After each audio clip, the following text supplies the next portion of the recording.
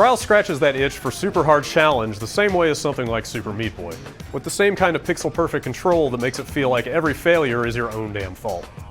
There wasn't much you could do to improve the core riding mechanics because they were already pretty much perfect. But Evolution does so much around the edges to make the whole product better, it's pretty much the ideal Trials package.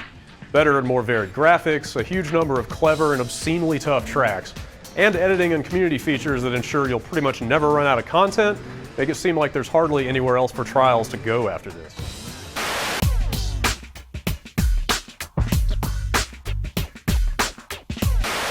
Alright, this is it, people. One of the harbingers of the apocalypse has come to pass. I'm dropping a Flash game on this list because Frog Fractions was just one of the most delightful times I had with any game this year.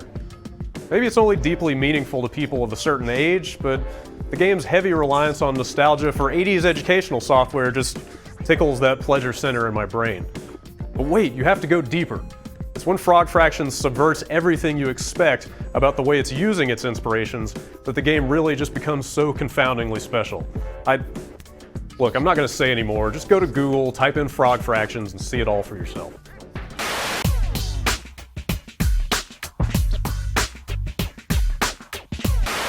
Dust is impressive purely for the story of its creation, a labor of love that took years for a single man to complete. But you can leave all that behind and appreciate Dust purely for all the things it does right as a video game. From the elegance and fluidity of its hand-drawn character animation, to its kitchen sink approach to game design that smartly touches on combo-based melee fighting, RPG-style leveling and crafting, and the exploration of a Metroidvania. The fact that the story ends up tastefully handling some mature concepts and reaches one of the better emotional climaxes in a good long while is just a wonderful bonus.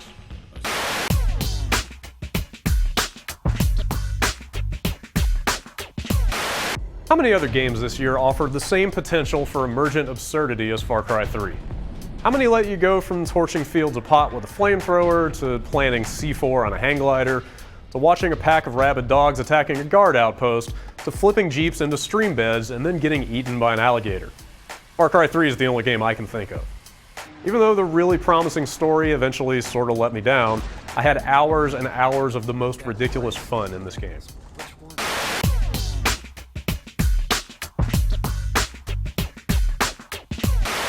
What a weird year this was, that a game I initially wrote off as a bunch of dumb QuickTime events turned out to be one of my favorite games of the year. Asura's Wrath earns its place on this list through sheer audacity, ramping up the scale and intensity of its action beyond the breaking point over and over throughout its short but white-hot revenge tale. It's great enough that the things happening on the screen defy comprehension, but it's even more impressive that the developers managed to bend the Unreal Engine to their will in such a ludicrous way. The fact that they also repeatedly found ways to make unexpected and entertaining uses of button prompts popping on your screen is downright amazing.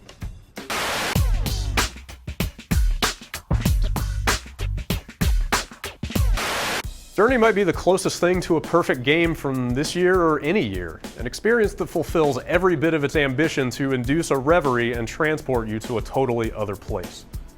Journey goes beyond mere game mechanics and pixel shaders, artfully melding its visual design, score, and seamless emergent cooperative play to reach something close to transcendence.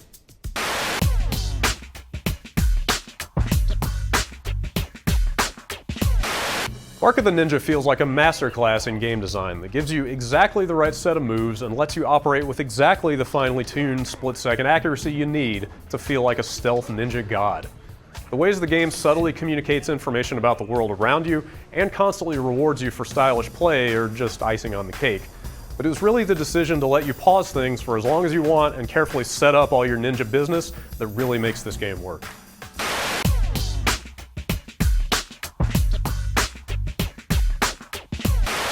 The magic of the new XCOM is its ability to grab people like me who never really played the old XCOM games and don't even think that much about turn-based strategy and then just refuse to let us go.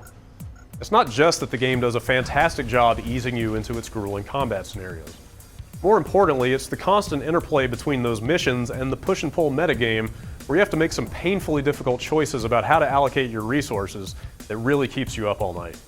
XCOM succeeds purely on the strength of successful gameplay design, and in my mind, that's about the best thing you can possibly say about a video game.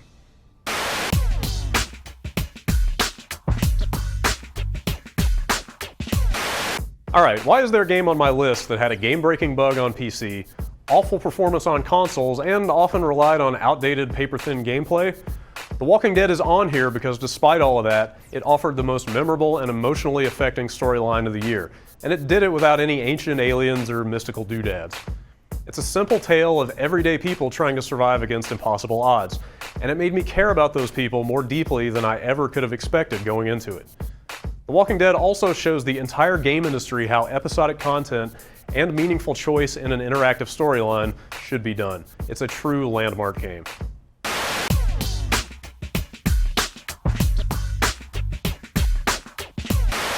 Look, at this point it's clear that the Mass Effect 3 I played 9 months after release is a different, more coherent, and more complete game than the one everybody else played back in March. And while that doesn't excuse the holes that existed in the shipping product, it also doesn't invalidate the overwhelmingly positive experience I had finishing the Mass Effect trilogy, even if it took 3 pieces of DLC to make it whole. The highest points of Mass Effect 3 are as high as anything else in the series, with some fantastic drama, resolutions to long-standing story threads, and the culmination of several characters' arcs that feel genuinely heartfelt and appropriate to the tone of the series. That stuff is so good that I'm able to overlook the flimsy side quests, the baffling little omissions here and there that make Mass Effect 3 a bit less than it should be. Remember how Return of the King won all those Oscars, and while, yeah, that was a great film, you also had the sense that what the Academy was really doing was waiting to recognize the quality of the trilogy as a whole.